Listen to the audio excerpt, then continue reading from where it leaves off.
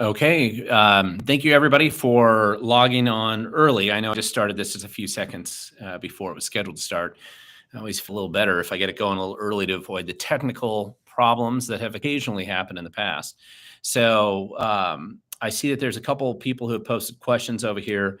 Just a real quick comment on the live stream scheduling. I know we tried 6:30 last week, and I thought that worked out pretty well. A lot of people were pretty positive about it. I may try to go back to 6:30. It just kind of depends. I just couldn't do it today with the schedule going on. I actually had a number of meetings with activists to do tonight after we're done with this live stream. And so that was kind of delaying, or it prevented me from really pushing it out much further. And if you guys are, if any of the people who are watching this live stream right now, if you also happen to be on the Zoom Voter Integrity Project call tonight, I'm going to be a little late on that, but I will try to get on and catch up on where we are throughout the state on that one. So anyway, so with that, I'm just going to kind of jump right into it here and make sure that there are a couple of questions I saw that some people had here. And there are a couple of topics that would be worth covering tonight if we can. I think it's worth just kind of giving a quick update on maybe how things are kind of shaking out in the governor's race for Washington State, even though that doesn't happen until next year. And also just to talk about some of the people who are running for local office, if they want to get just some feedback on how to maybe be a little bit more effective in that process. And then also kind of a quick update on some campaign finance complaints and other issues that sometimes people ask me about, just to give you an update on where things are going on some of those cases right now. There's a question that Jason had here, and the question is, I can't get a straight answer of what semi-auto rifles are legal. Some say Mini 14s are legal. Others have taken the position it's not where, and then the question is, where do we go for clarification? That is a good question, Jason, and I don't have an answer exactly to that. And one of the things that makes me hesitate a little bit on answering that is just I would hate to give an answer that's wrong and then have somebody get in trouble because I gave the wrong answer. So that is something I would definitely track. There should be some pretty good 2A sites that are set up in Washington State that would be optimal for how to interpret the bizarre and illegal laws that they have right now for as long as they last. No reason to get in trouble between now and then when they get tossed out. So, but I'm not sure. I don't have a good one for you. I am kind of making a note of this to myself here, just so that I do get that information, preferably by the next live stream at the latest, and give you a quick update on it. There was another question here, Mayor Boberry. You had a question about what is your take on Trump and Hunter's cases, and what is your expected verdict to both? Gosh, I mean, anytime you're asking about national cases where there's thousands of people that are basically jumping in and tell you what their opinion is about how to, or what they think that the outcomes are going to be. I think the main issue about that is that you can't predict where, you can't really predict for sure in the court setting what the rulings are going to be on any of these cases. I mean, part of recently Hunter, of course, came out and they've announced this official settlement with the Department of Justice. That's kind of just a wrist slap settlement. People have been put in prison for many years, committing the exact same violations that Hunter Biden did, of course. And he's not going to get that kind of trouble because he's politically connected. He can afford fancy attorneys. And frankly, it's politically toxic probably for the party in charge to allow a president's son to actually be held accountable for crimes that he's committed. So you're not going to see, especially a favored president's son. If it was Trump's son that did the same thing, of course, he'd be in prison for life and they'd throw away the key. But since it's Biden's son, of course, the rules are different. And that's, of course, the challenge. So I don't know how to make a prediction. It seems that the case against Trump is a stretch in a lot of ways beyond the political ramifications of two tiers of law, of course, one that you apply to Republicans, one you apply to Democrats. But despite that, and really, I want to clarify, too, it's not just Republican and Democrats. It's more like political insiders versus political outsiders, and whether you're in the favored category in each. And then, of course, the law doesn't treat you the same. All you have to do is go to court in Washington State somewhere, and you will experience unequal treatment if you have something more than like a traffic ticket. Frankly, on traffic tickets and little things in the court setting, I think they treat that like that's just an assembly line kind of process. If you've ever sat in the courtroom and listened to those cases, most of those get treated I don't think that there's any genuine discrimination that occurs in those types of cases for the most part. But when you get into cases where you're fighting the state, or there's a clear political affiliation, or some other category they can fit you in, then you're not going to be treated equally in the courtroom. I've seen it myself and experienced it myself enough times to know that that's just the way it is. It doesn't make it right. I don't accept that as the way that it should be. It's just the way it is right now, and it's important for you to be aware of that. So I don't know how to predict it. And I bet we're over a year before we get any kind of realistic verdict on the Trump case. That's going to just drag out there. And of course, Hunter's going to probably just get away with any crimes he commits, no matter how much evidence there is there. It's amazing the double standard here on these things. And I don't mean to laugh about something that's actually quite serious, because the collapse in the rule of law and the perception that the rule of law is fair, or that there's any fairness associated with it, is not a good thing. So it's a terrible thing for our country, terrible thing for society. And it's really one of the fundamental underpinnings. When you start to lose that sense that there's any consistency in the application of the rule of law, then you really have a lot of problems.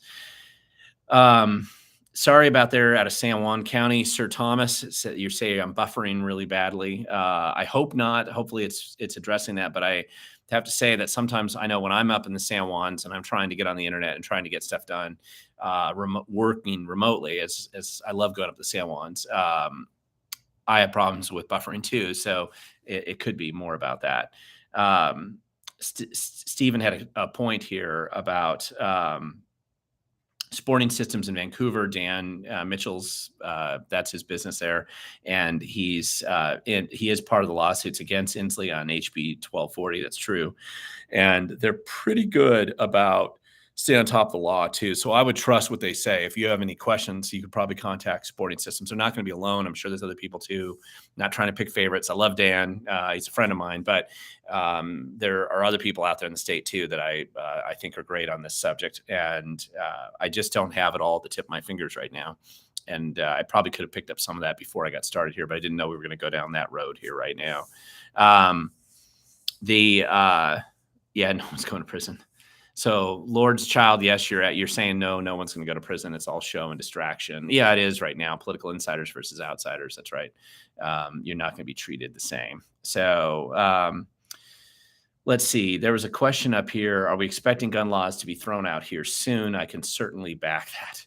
This is home is heaven. That's your question there. I would anticipate the question of timing is it's hard to know, right? You can't tell for sure when a law is going to be thrown out. I think it just on its face, several of the laws are just clearly illegal. Unfortunately, it takes a little bit longer to process a court case. And that's why it's worth engaging and getting rid of bad political people when you can, getting them out of office, because then you don't have to have stupid lawsuits that go drag on for years because you have clowns and crazies in office that got elected and they're doing terrible things. So it'd be nice if we didn't have to go through the litigation and we were able to actually solve it before then, and just simply not have stupid laws passed. And now we have to fight over it. And it's a real pain. So it's really worth dealing with it.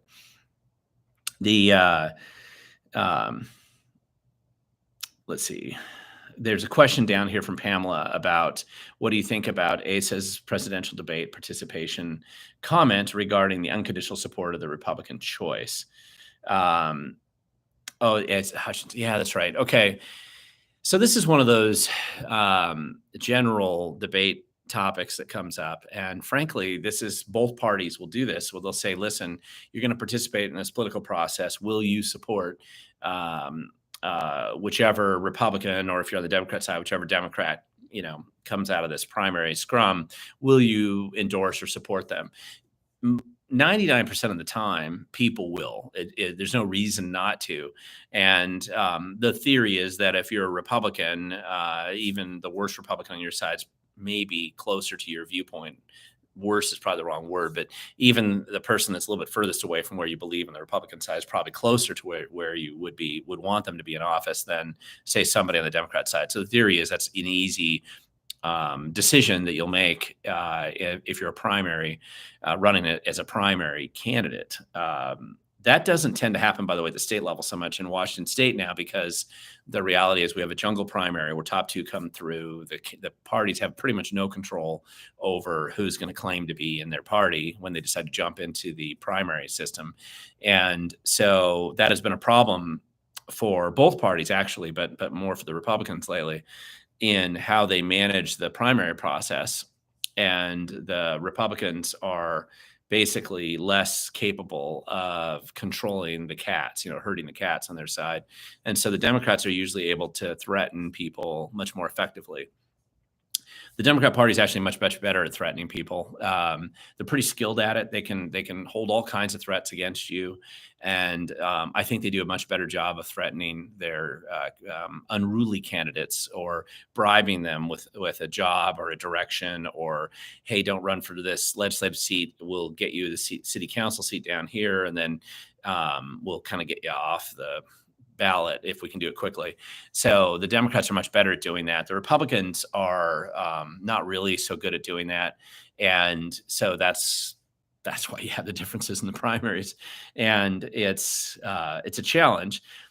The Republican theory, I think, for next year in the on-year election is that they want to be able to have some kind of an official endorsement process of the Republican candidates that are running for those seats. And so by doing that, it's giving the party a little bit more power and influence over who actually goes on the ballot. And they can say, hey, I've got the Republican Party endorsement, or I don't have the Republican Party endorsement. Honestly, on the Republican side, I'm not sure. I don't know how well that's going to help people sort it out, because there's a big strain on the Republican side that likes to be in rebellion against the established Republican. Sometimes I'm in that camp too. So I don't know how well it's going to work, but it's better than nothing. It's a good try. The Republicans have tended to flood the zone with ego candidates all jumping into the same race, so they cancel each other out, and then two Democrats get on the ballot. And the Republicans don't seem to, or it's been a frequent problem lately. So because of that, I think the Republican Party, that's a reasonable expectation to try to do some kind of a primary. The Democrats probably don't really have to do that as much, because I think they are, with some of the special interests that support them too, they're just better. They have more guns they can bring to kind of a bribery game, and more carrot and stick kind of options that they present to their candidates. So it's really, it's really more dramatic, I think, on their side. There's breaking bolts. You have a question here. Do you have any thoughts on the upcoming changes of leadership in the Washington Republican Party? Well, sure. You really only have one dominant leader right now, who's basically put his name in to replace Caleb Heimlich when he steps down in August, and that's Jim Walsh. There were a number of people who kind of said when they heard that Caleb was stepping down, they threw their hats in the ring to say that they'd be willing to run. But I think once Jim Walsh jumped into the race, he's such a well-known candidate for that position. He's well known around the state. Certainly the activists know him, the PCOs know him, everybody in the state really knows him. So his name recognition, at least on the Republican side, is very high. And he generally is viewed very positively, I think, by most people outside of like a real kind of, there's going to be some limited people inside the party, deep in maybe the Republican caucus that would be threatened by him doing that. But mostly he's going to be perceived as being a pretty good person for that candidate, for that position. So I think that he's probably got a fairly clear spot. I'd be very surprised if there's much contention for that position. I've been around the state just in many counties just recently, either speaking at Lincoln Day dinners or emceeing Lincoln Day dinners, or just helping even since this announcement's been made. And so I've had a chance to speak to quite a few candidates, and or activists and PCOs, and I just don't think there's much of competition for Jim Walsh in that position right now. If you're in Jim's position, you certainly don't want to be lazy about it and presume that that's true, but that's been my sense. So would I like to see some changes in strategy? I think that's one of the other questions here, and the answer is yes. But I also don't outsource my freedom and liberty to a political party. And I don't think it's wise to do that. One of the challenges with having the party or presuming the party is going to do most everything that people want it to do is that it's probably not structurally set up to do that. It just isn't. The political parties have weaknesses. And one of their weaknesses is the fact that there's such turnover that goes on there that you can't really retain a focus in the sense of a policy, or a consistent approach to grassroots activism, say, or something else for very long, because you're continually changing the leadership every couple of years. It doesn't mean you always change it, but it's that potential for leadership change. And so we've seen this even at county levels, where you'll get a group of people in that come into a county and they do a really good job getting things organized, and their Lincoln Day dinners are great, and they're making good money, because raising money is a big part of being involved, and they're doing good things. And then suddenly they get a new leadership in, and new leadership is usually a rebellion against the old leadership. And so they throw out everything, baby with the bathwater, and then they start all over again. And so it's like the cycle rebuilds over and over again.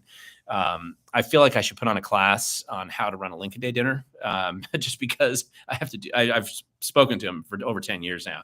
I've frequently spoken at Lincoln Day dinners, and I've emceed a lot of them too. And I volunteered to help, and I try to do this all over the state. Sometimes I get paid a little bit to speak at Lincoln Day dinners, which I always appreciate. But really, I'm trying to help people raise money there too. And you have to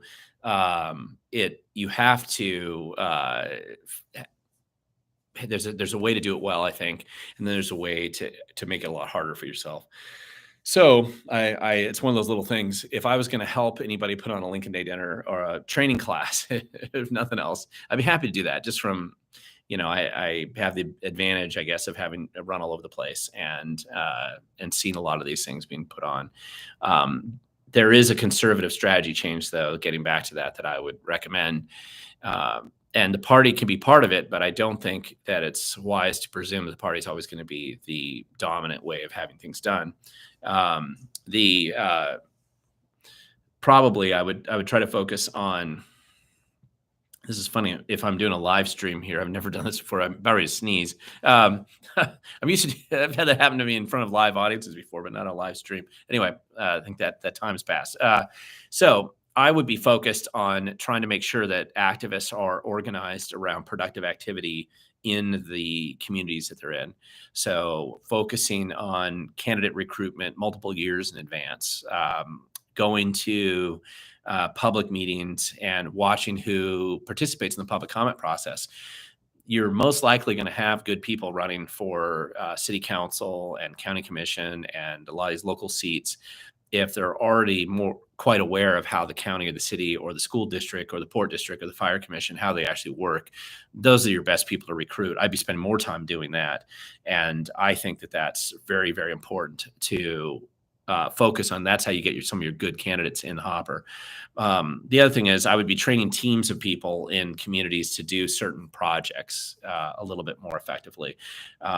Sometimes it could be doing background checks on candidates so that you don't have completely flaky and crazy people trying to come out and lie about who they are when they go run for office. It's amazing. And I'm actually kind of amazed by this a little bit. How many people decide to put their name on the ballot, right? They're going to run for office. And they're just flat out, they just lie. Like they have massive skeletons in the closet and they lie and they try to hide it all as though you can hide that. And it's not that you don't get away with it sometimes, but I'm kind of amazed by that. And so I think sometimes it's ego or it's just con artists or some people come out of the woodwork. It is a critical function of, and activists can be part of this, but you should vet your own candidates ahead of time. It doesn't mean they have to be perfect, but you need to at least know if that person has been in prison for 5 years, right, for molesting kids. They're probably not an optimal candidate for you to have on the ballot. Or if they've got a lot of assault charges against them or something like that. I was just looking into a politician just recently who's got some legal background that's kind of ugly, and sort it out sometimes takes a while, but nobody officially goes through and does that. And that's something that parties should be structured to do, at least on a basic level. And the background checks, good, decent background checks, are not terribly difficult to do. There's some basic, easy things to do that you can probably avoid than getting crazy people or people who have a exceptionally problematic past. It doesn't mean you have to be perfect. People will understand if I've seen this happen many times. Good people running for office, right? They 20 years ago, or when they were younger, they had a DUI maybe once, or they went to jail on something that they could explain what happened and how they turned their life around since then. Years ago, that was relatively minor. You can explain that, and you can be open about it and be honest about it. It's when you try to be dishonest and try to hide that stuff from people, I just don't think you're going to get away with that running for office.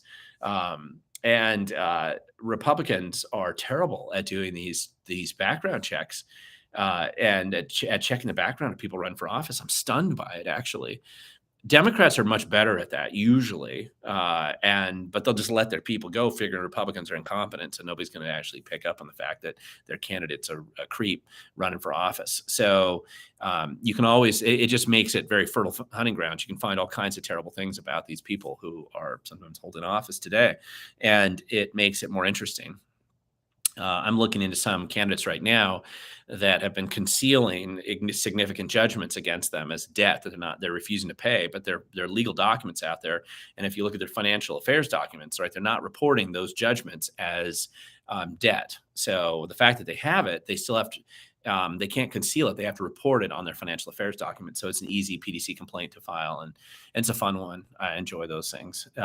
So there's a question here. Dave is asking, Kim Wyman, I don't know if you're saying I think Kim Wyman was bribed to take a job in D.C. to vacate the Secretary of State seat.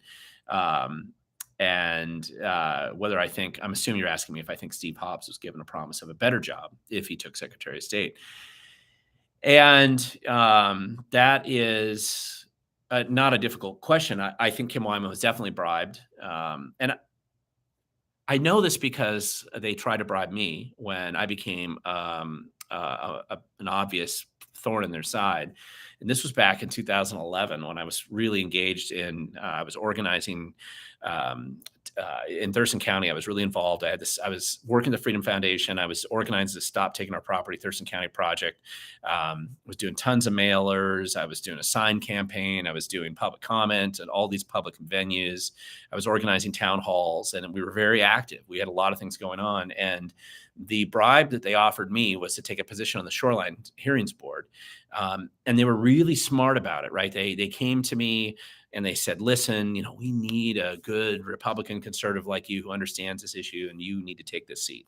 And I said, well, I don't have a law degree. And I was positive that position required you to have a law degree. And they apparently didn't do their background on me, and they thought I had a law degree.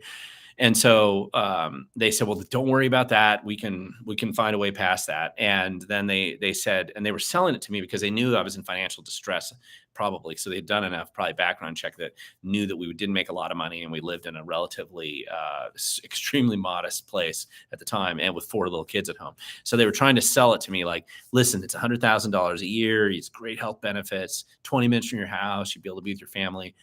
But the caveat is that you're not going to be allowed to do all this other activism stuff here, right? They didn't want that. And so that's the bribe. It's not illegal, certainly not the way that they're presenting it to you. It wasn't illegal for Kim Wyman to take this position, but it was clearly there was a political benefit in doing this, right? They did the same thing to a number of years ago when they offered, in fact, it was shortly after this happened to me, they offered a Republican senator up in Issaquah. I'm forgetting her name right now, but they gave her a position on the Growth Management Hearings Board. Again, $100,000 position. And they timed it just right so that the Republicans didn't have time to put a good person in on the ballot, and she didn't run, and so it was an open seat, and that's how Mark Mullet got in to become state senator originally in the 5th legislative district. It was kind of this real slimy back and forth kind of bribe that occurred behind the scenes, and she wasn't qualified to be on the shoreline or into the Growth Management Hearings Board either. And unfortunately, that's one of the ways that the political establishment works, and they do bribe people with positions.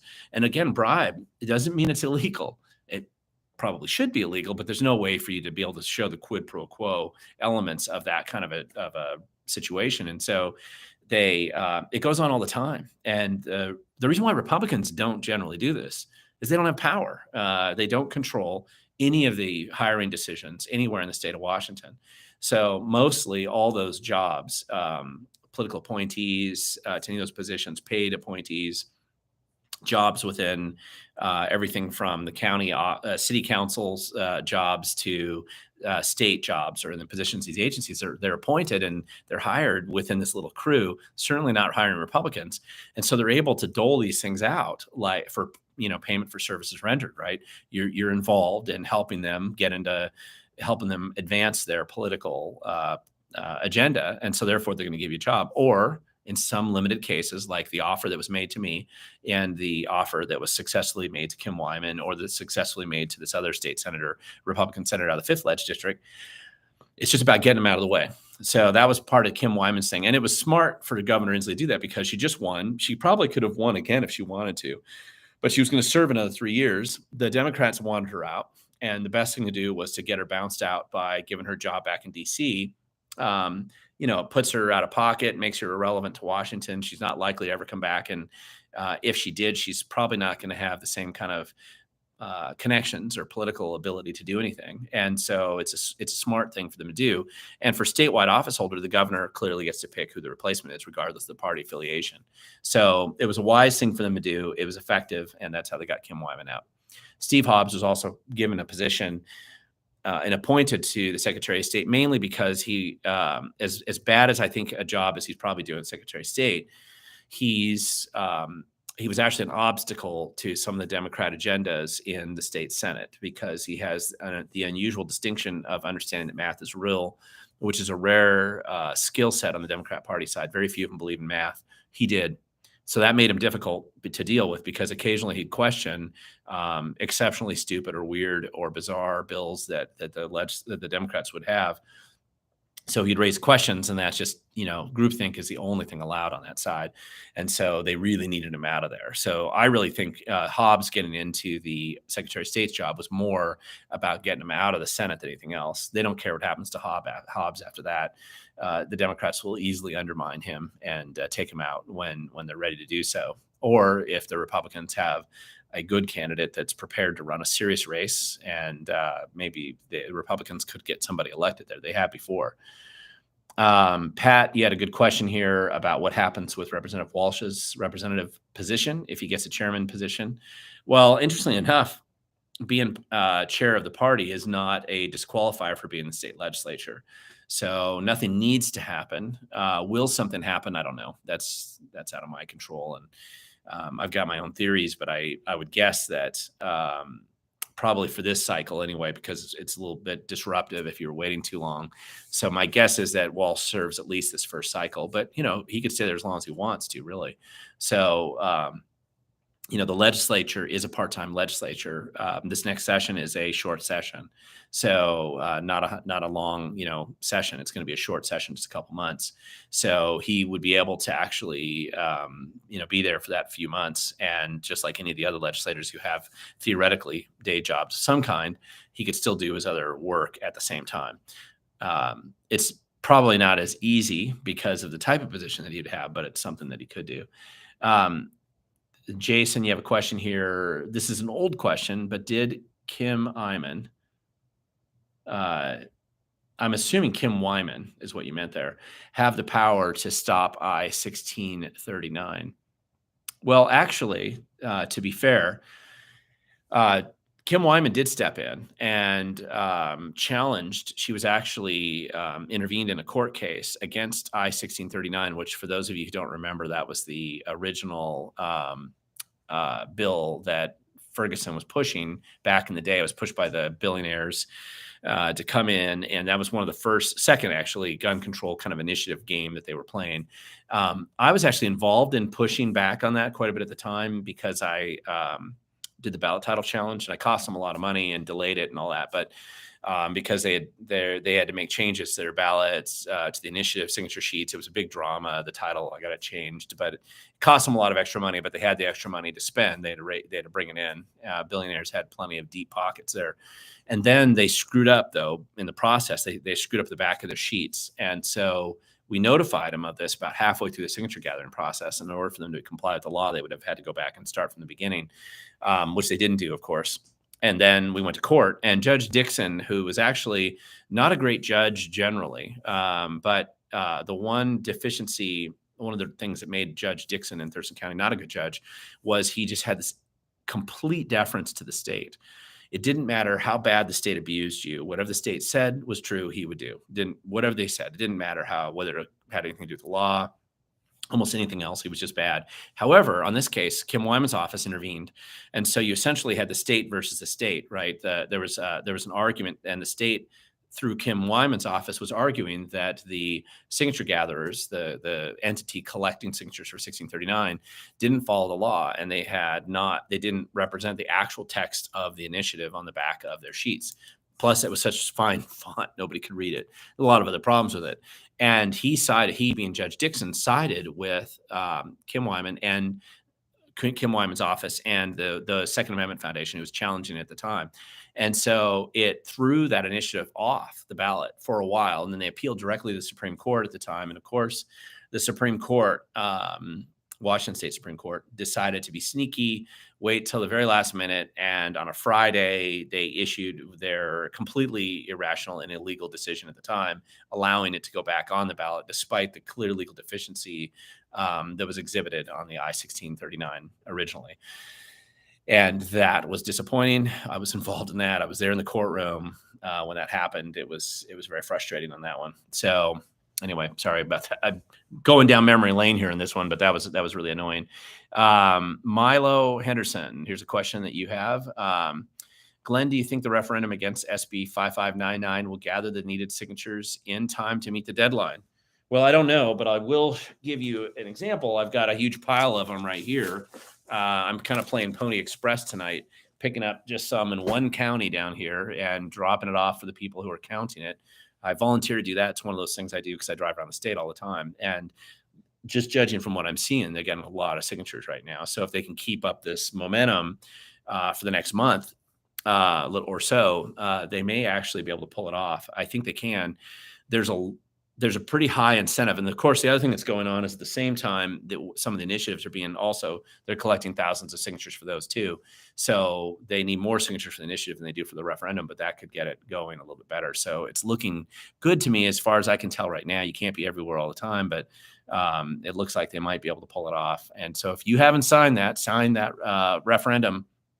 And remember, you're getting it on the ballot so you can vote against it. That's the whole point. And I think it's important. Let's see. There's a question here. There was a question here. I saw a couple. Sorry, guys. It's easier if you put those questions in at We the Govern, so that I don't have to read through all of the other back and forth drama here. Let's see. There's a question here, just so that you know, and I like this. Gingerella here, which is an interesting name. I want to know how to get more information about judges and district attorneys because we need to keep voting for them blind, and they never tell us anything about them. Absolutely true. I've wanted to do this for years, is to evaluate judges just based on their ability, should they have any, about even do they even understand what the state constitution is based on the decisions that they're making, or the federal constitution, or just the Bill of Rights in general, or English, just common sense. Do they have it? A lot of them don't anymore. And nobody really, one of the things that makes it hard is that they don't make it easy to look through judicial decisions and evaluate them. It's just very difficult. You can try to do that online all you want. You go into the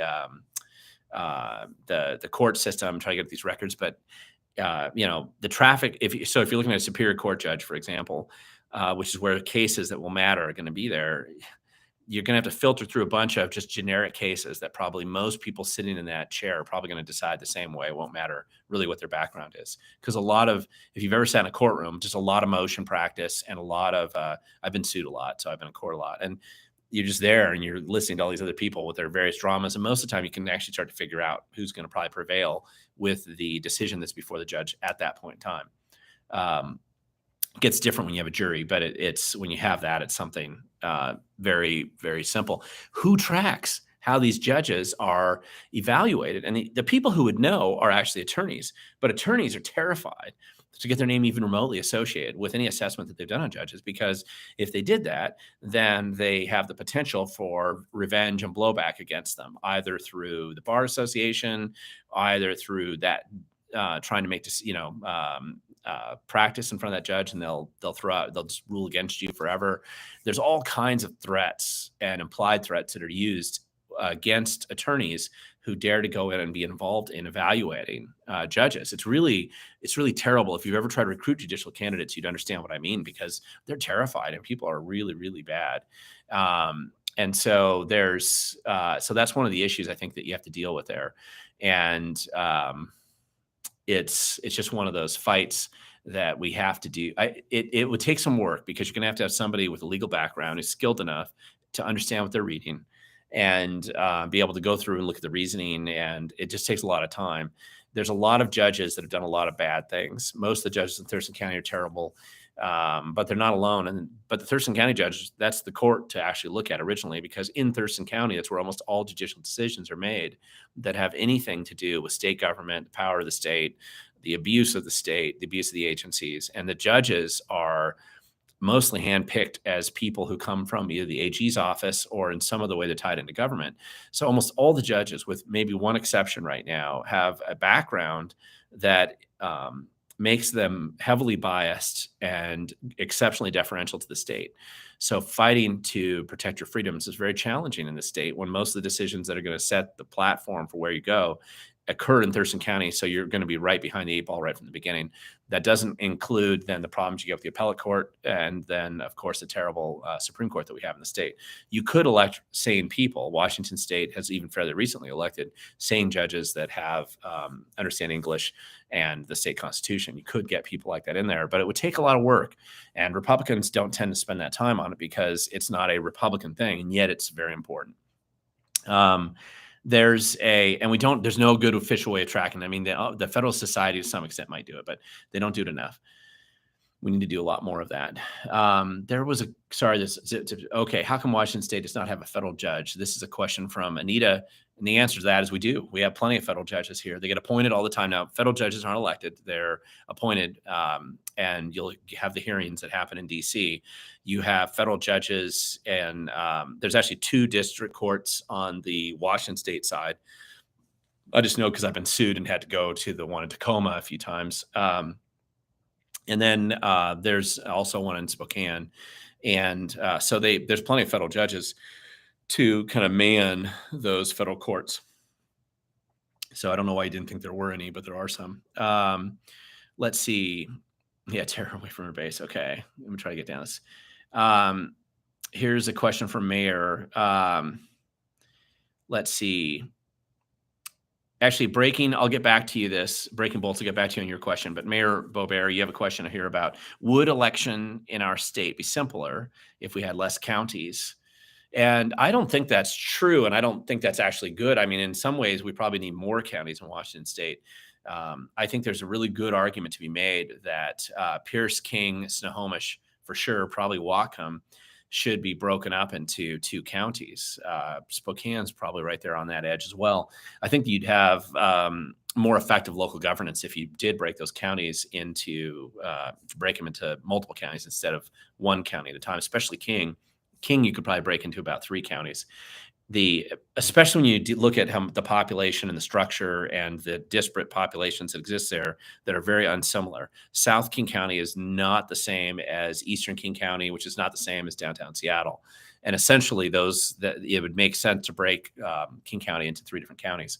The process for doing that, though, you need to get the legislature to approve it, because there's a constitutional issues that are associated with making new counties. And so, if you look back over the last 40 years or so, even longer, there's been movements in these different counties to create new counties.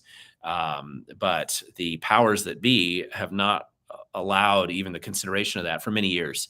I haven't looked back to see when the last new county was created, but we've had 39 counties now for a long time, and there's been no movement to change. There's been a lot of local movement to try to change that, but there's something.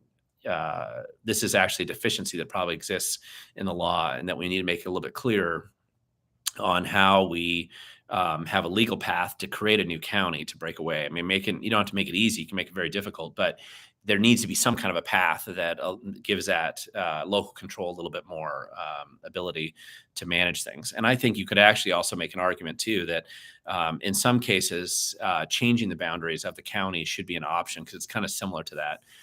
I suspect one of the reasons why they don't want you to necessarily consider that as an option is that the movement in Eastern Oregon and Eastern Washington too, about kind of breaking away or joining with Idaho or whatever, or the Illinois movement, New York movement. A lot of these states have had movements over the time. California's movement to break into multiple states. There's the political power base of Washington, D.C. is whoever controls the current game doesn't want that to be changed, right? That disrupts our entire game plan. And so they're going to fight that tooth and nail. And so in order for it to work, you're going to have some kind of bipartisan sort of general acceptance that you can do it. And I don't see that yet, but it's worth going down. I like the exercise they're doing in Oregon and the conversations they've had in Eastern Washington a little bit about this, because at some point in time, when you really look at things more carefully and rationally and logically and historically, you're going to have to come up with some kind of solution there for that. There's a question here about, we appreciate your work. This is from Breaking Bolts again. We appreciate your work, and we'd be grateful if you could share your wisdom. Don't know how much wisdom I have to help us at Conservative Ladies of Washington. Tonight we have a Zoom panel with Barno, Wilson, and Clippert. Join. That's a question mark. Well, I'm probably not gonna be able to join. I don't know what time I think that conflicts with a different Zoom meeting that I have afterwards. So I'm sorry I can't join you. I'm always happy to go speak to the Conservative Ladies of Washington. I'm easy to get hold of. If I can fit in my schedule, I will definitely do it. So please just reach out to me. Breaking Bolts, just reach out to me and schedule a time. I'm happy to come out and do it in person. I do a lot of these in person. I like going out and speaking in person and doing. We can integrate it into a training program if people want to learn how to use the Public Records Act or how to file PDC complaints or something like that. I'm always happy to help you. And, just reach out to me and I'll definitely do that. Let's see. PH Joy. Know anything about Republic, Washington? Yes, I do. I've spent time there before. Heard they were trying for an independent state named Liberty, if I recall. If it's not too off point. No, in fact, that's funny. I just spoke about that, but it's not about Republic, Washington. It's really more the 20 counties in Eastern Washington. That's been a movement now for a long time. It's very similar to the Eastern Oregon movement, but and it's very similar to the Illinois movement, which is basically cut Chicago out and leave the rest of us alone. These movements have been around for a while in a number of different states, and but there's a lot you have to go through there. Northern California, of course, has wanted to break away several times too. So I know a lot about it, but I don't know that I'm not aware of there being any significant legal movement on it right now. It's just a common issue. And again, it's this rural versus city divide, where the city people who live in downtown Seattle want to dictate to people who live in Republic, Washington, how to live their lives. And if we had a little bit more federalism and how some of this stuff was divided, I think we'd all be better off and people would be happier, actually. Thanks, Michael. Yet it's pointing out. Thanks for pointing out Ferguson's PDC violations. Can't wait to be in his little black book. Yeah, I always like pointing out their violations. I have a lot more to go, actually. So there should be some really interesting issues. Jason, you're asking a question about what my thoughts are on the legal challenge in Oregon against Gun Control Initiative 114.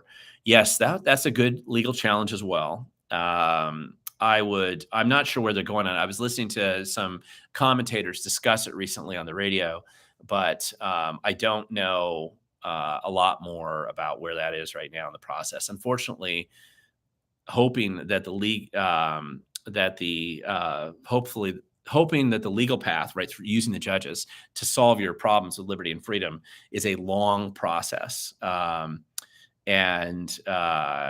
it just takes forever to get that down. I wouldn't bet the farm on trying to go down that road.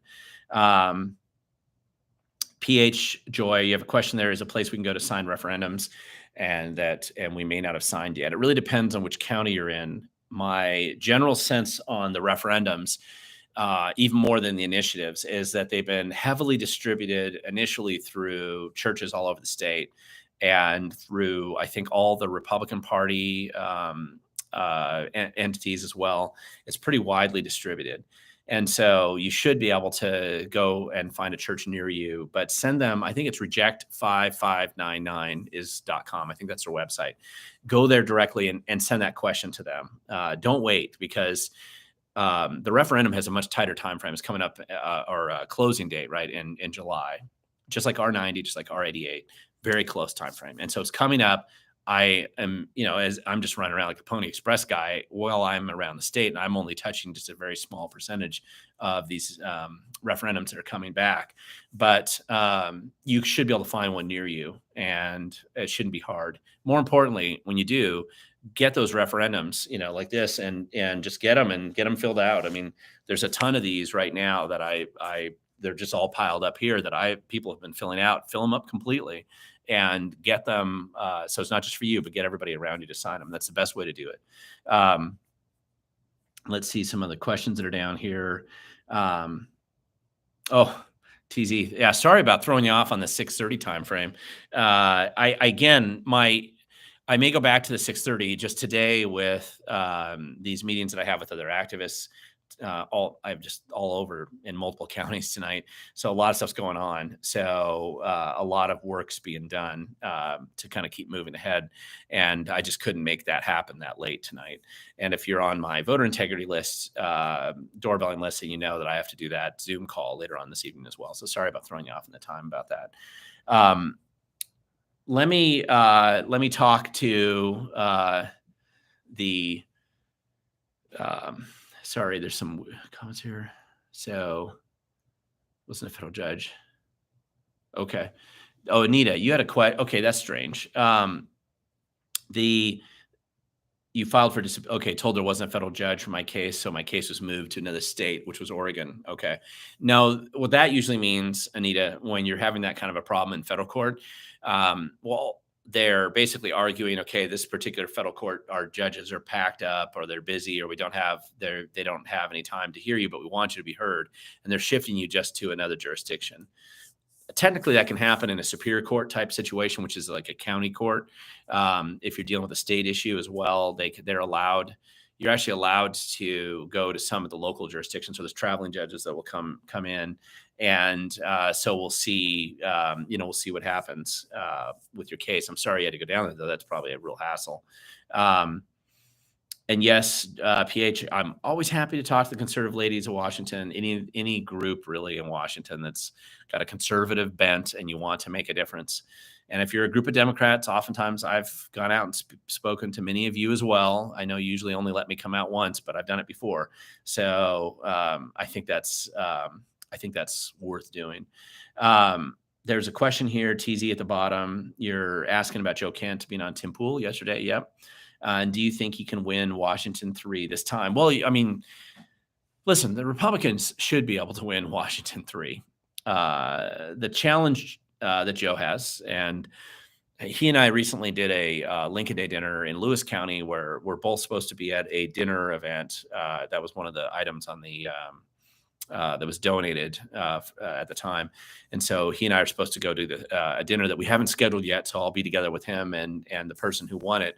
And it'll be an interesting conversation because I think this is going to come up, which is just how do you win Washington 3 when it's a R+5 district and you lost last time, right? That's the challenge. That's the question he has to answer all the time. And I think you see him out there politicking right now to try to, losing the first time, but trying to roll it into a win for the second time. And we'll have to see. It seems very likely that a Republican could win. And I, at this point in time, don't see another Republican jumping into that race without causing a lot of friction and making it even harder. So I don't. We just have to see how he runs the campaign. That's up to Joe and ultimately up to the voters. That's my district. So, I know I voted for him against the Democrat this last time. And heck, I can't even remember her name. She's just gone silent when she went in there. And it's a pretty conservative district. So I think she's probably figuring that the less media coverage she gets, the better off she is. But anyway, we'll see. Somebody down here having a question about the student loan forgiveness scam before. Yeah. And I mean, I'm going to tell you, this is like reparations to the reparations argument, where there's an effort to basically promise something that the political class, the Democrats in this case, really don't intend to follow through on. And they like doing that because then they can blame the Republicans for why it didn't happen. And then then there's a category of people who are bitter about it, right? I've argued in the past, and I think I still have a video up on my channel, that if we were going to do reparations, if that was a legitimate policy choice, which I don't agree with, but if it was, I think that the best thing you could do is to pick something like a corporate entity that somehow profited from slavery or promoted slavery at the time that still exists today. There's not many of them, but one of the most obvious is the Democrat Party. The Democrat Party, as part of its platform for decades, was supporting slavery. I mean, that's clear as a bell. The entire South was part of the Democrat Party. They're the ones that broke away supporting slavery. And that was part of their platform. They endorsed it. They fought a war over it. All their politicians supported it. And it's amazing to me that there's no forward level sort of consequences for them. They are happy to talk about reparations, but they don't want to have the Democrat Party or its donors be the ones who pay those reparations. And yet they're the ones most likely attached to any residual effect of slavery moving forward. And it's funny how they won't talk about that. And the student loan forgiveness thing is another, it's what you're really doing is you're rewarding the incompetence, the corruption, and the failures of higher education to deliver an honest, cost-effective education. If you look at any of these schools, and I remember even doing this when I was in college, where we analyzed what's the growth of student enrollment over the years. And at the time when I was at Columbia, it was like 1% a year on average. And then, what's the growth of professors, people who actually teach students? And it was about the same, about 1% over the years. Then you look at the bureaucracy, this middle upper management, just bureaucracy, the bloat of the bureaucracy for the university. And that had gone up about 300%. And that's what you've seen at all these colleges. And that's essentially one of the reasons why you're paying so much for higher education is you're paying for this massive bloated, entitled, completely useless and no value added bureaucracy that exists at these agencies. Even after computerization, which the theory was that you'd reduce the number of people you'd need in order to manage the complexity of people going to college or, student class enrollment or anything else. And all it did is it didn't make any difference. You had massive bureaucracy that's bloated up.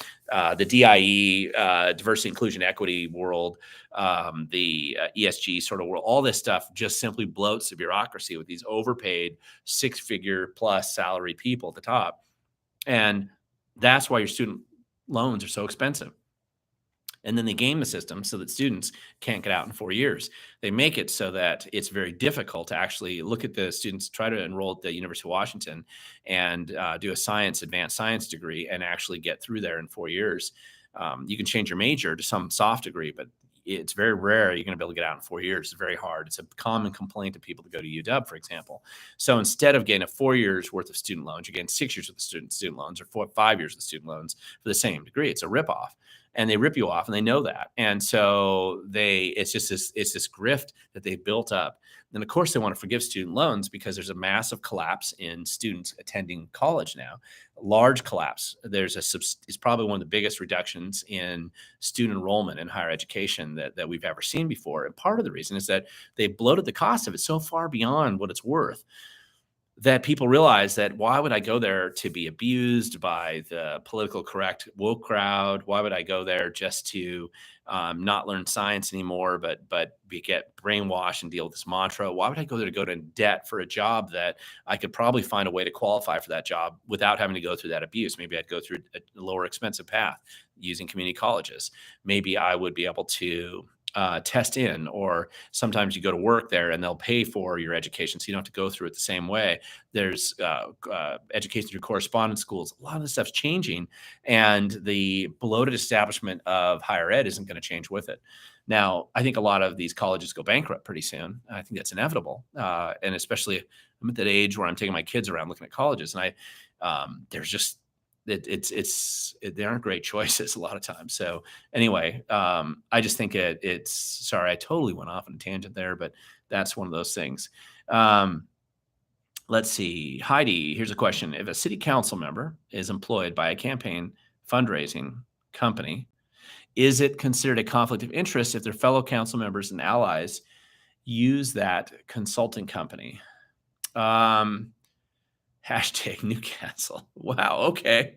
Now you are giving me inspiration. As a child of Newcastle myself, or what's now Newcastle today, that's where our old farm was before we sold it. And when my dad used to be a city council member there, as one of the founding fathers of Newcastle.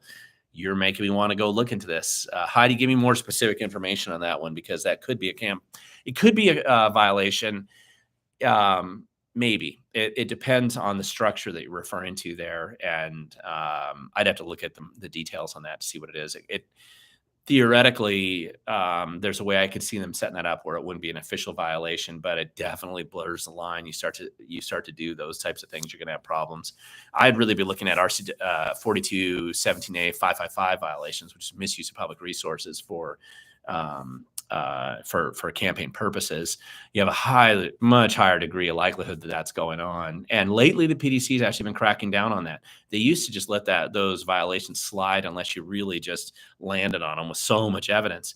But I've noticed lately there have been out 3 different violations, particularly in school districts, where the PDC is not buying the story anymore that, oh, well, we just educate the voters. And that is a good sign. I'm not going to agree with what the PDC does a lot.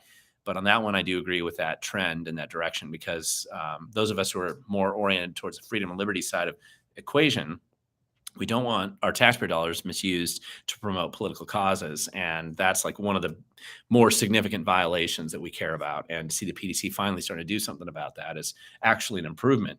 It's not like they're getting fined millions of dollars. They're just getting fined a little bit, but it nevertheless starts down that road of actually holding them accountable. Let's see. There's a question there about fraud going on, Enfold there. Yes, there is a lot of fraud going on right now. Gosh, I paid off my student loan many decades ago. Well, not many decades ago, but a couple decades ago. And now you're making me want to look, see if somebody else decided to invent a new debt out there. I haven't found it, but that would be pretty funny. Let's see. Your best topic, Evergreen State College increases the tuition. Yeah. That's a question for mayor. I like that. If they did increase the tuition at Evergreen State College, boy, you're paying a lot more for a lot less. I can't think of a more self-destructive entity ever set up than Evergreen State College when it comes to pretending to be a higher education institution. And in reality, just destroying, the lives of the people who go there. There's a reason why actually so many freshmen transfer out of Evergreen when they go there and they realize what a mistake, and they get out as fast as they can. And there's a reason why they're 50 to 60% lower in student enrollment now, and why they've had 3 to 4 rounds of staff layoff. It's a disaster zone. The state's subsidizing it still, but most people realize Evergreen State College is on borrowed time. And there's zero. I mean, they'll take anybody. You don't even have to. They don't even care if you're real. They just want you to get the debt, send it to this college, and they don't care if you ever show up. It's a total disaster zone. So I think that is a good school to cut. If I was governor, I'd cut that day one. And frankly, the students that have been abused there over the years deserve some sort of counseling after the fact. But nevertheless, the college doesn't even shut down. The campus is beautiful. I think you can use the campus for something else. Drug detox facility or something like that would be pretty effective. There's a question here. Have I ever read Jay Inslee's book, Apollo's Fire? I have not. It's hard to get that book actually now. Not that he produced much. I doubt there were a lot of copies made when he started. It wasn't impressive. But it is probably getting a copy. I should get a copy of it, if for no other reason than just to mock him. But then again, he's not going to be governor much longer. So it's still kind of funny to get that. But I think it would be, it'd be really worth reading it just for the fun of it. Something else to mention, I recently filed a couple of PDC complaints here that haven't posted yet, but they will on the Washington Education Association. That was an interesting one to me.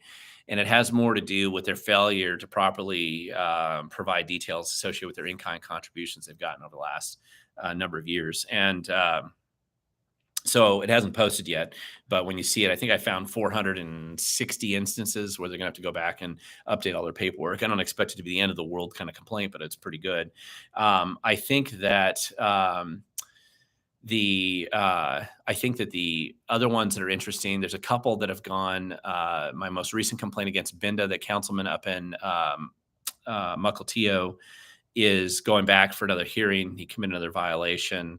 My complaint against the Wade PAC, which is the Washingtonians Against Discrimination Everywhere PAC. That one's a funny one to read the attorney's response, but that one's going back in. I expect there to be some sort of follow up. They try to conceal the amount of in-kind contribution from legal services that they gave there.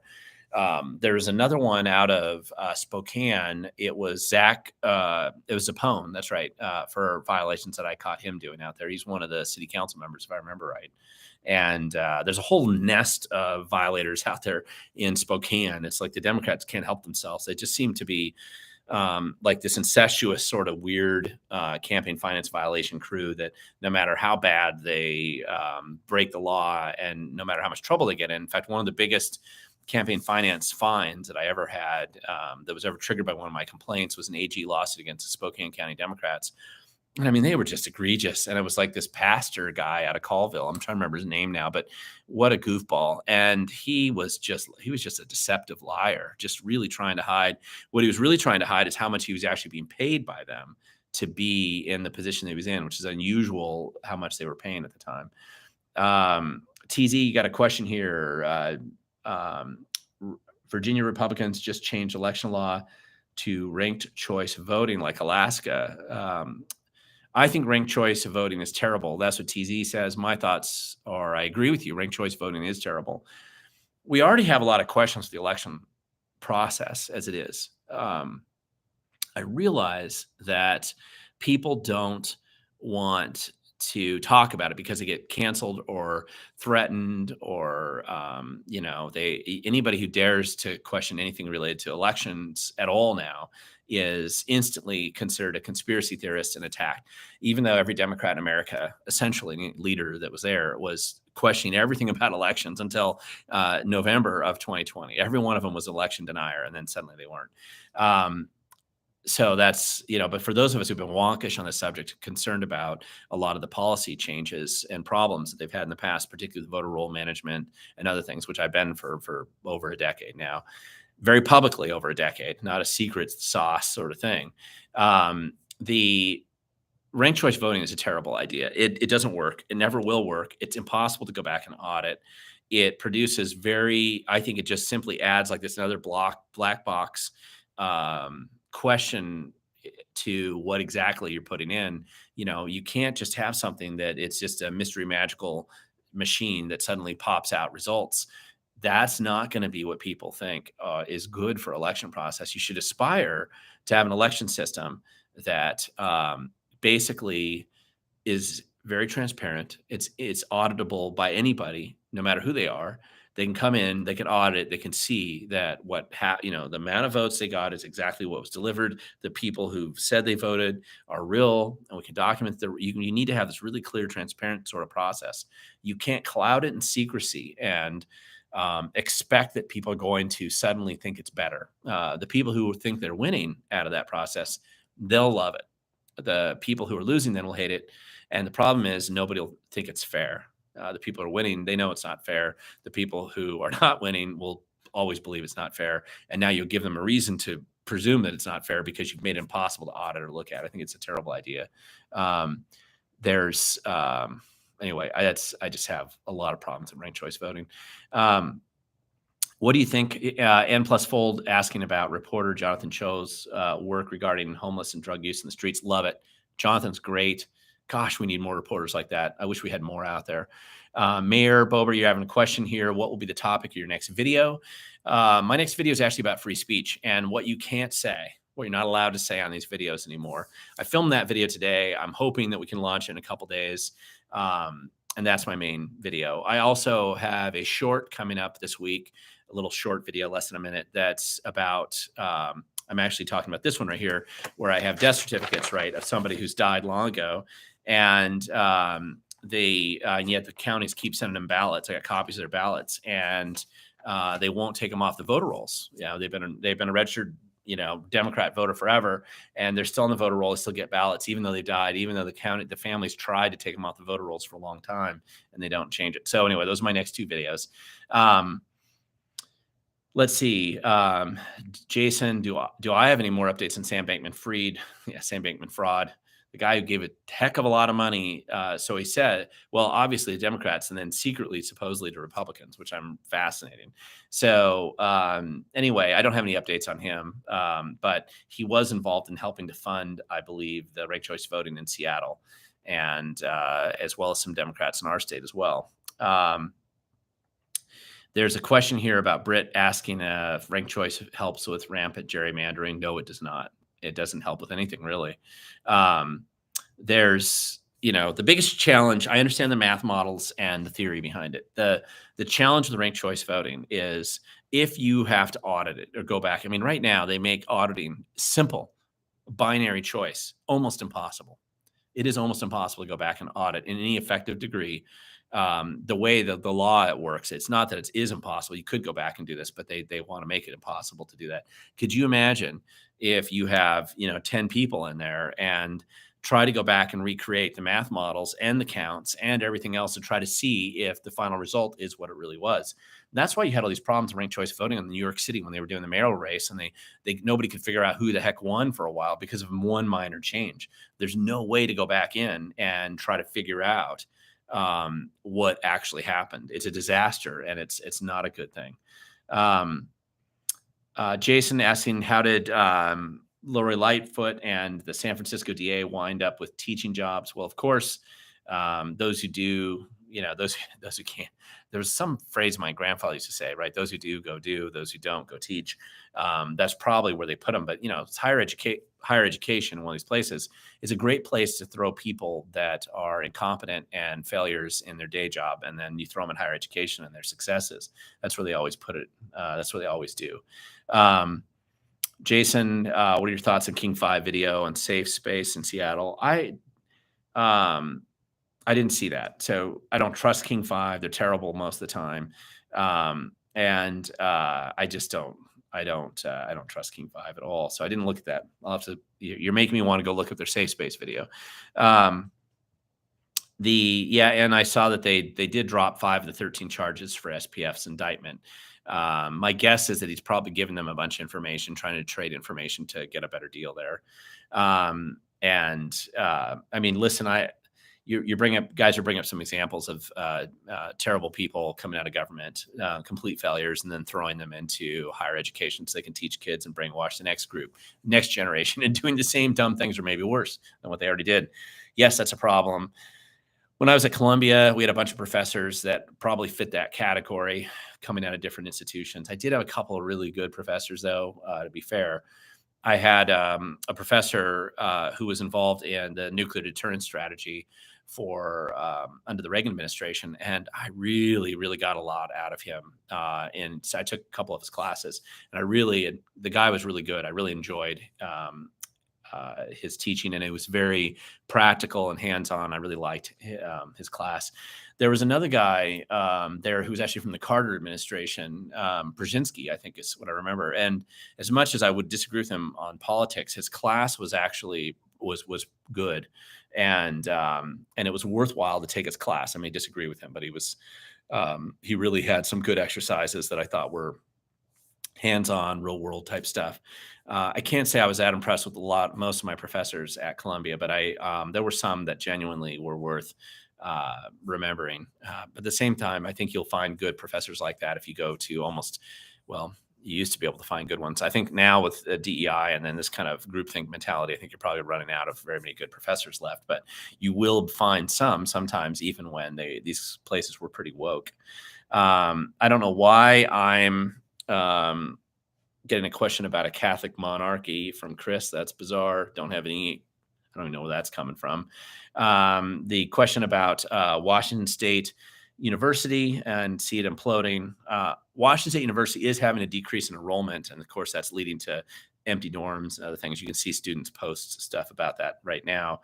It's very expensive to go to Wazoo, and I don't know why it's that expensive. It shouldn't be, not for state school, but they've jacked up that price. So anyway, that's an issue.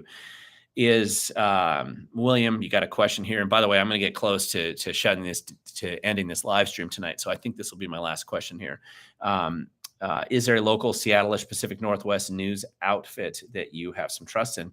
I do like Center Square. Center Square is kind of this AP for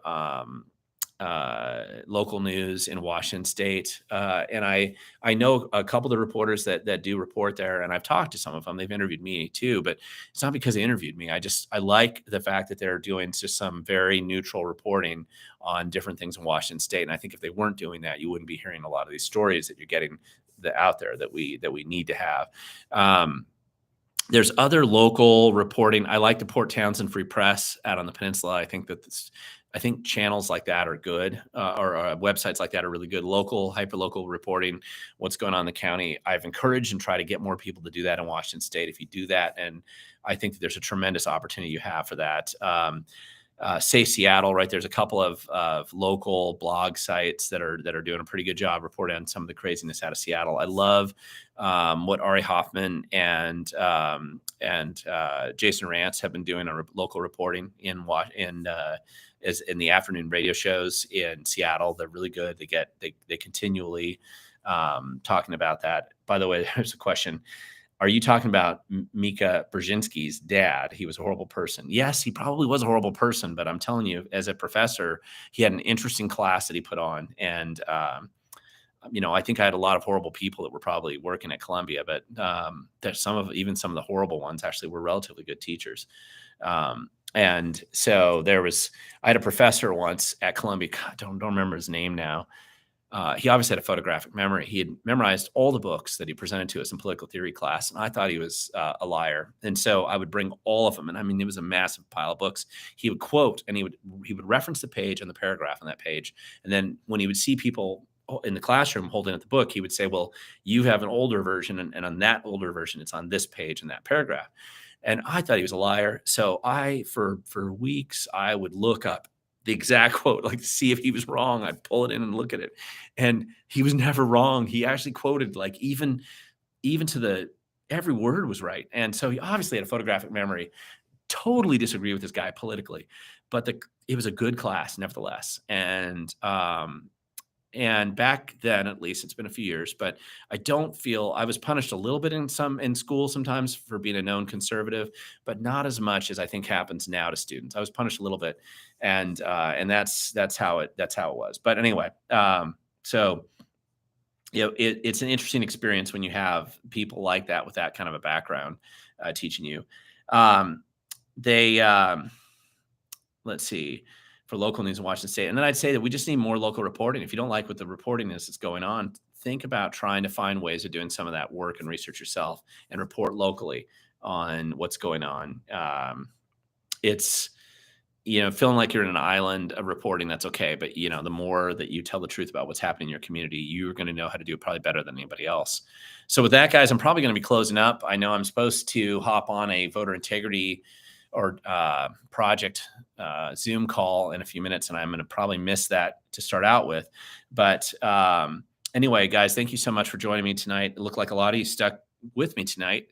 Feel free to share this live stream if you think it's valuable with others. Give me feedback on what you don't like. I know I went a little past an hour here, a little bit more than what I normally would do, but everybody seems to be pretty engaged. And we will see you next week. And hopefully that you got something out of this. And again, think of your questions that you might have for me next week. And sorry, I think there were a couple topics we didn't get to, but that's okay. And for that, I just want to wish everybody a good evening, and hope you had a good Father's Day this last weekend. I did. And we'll see you next time.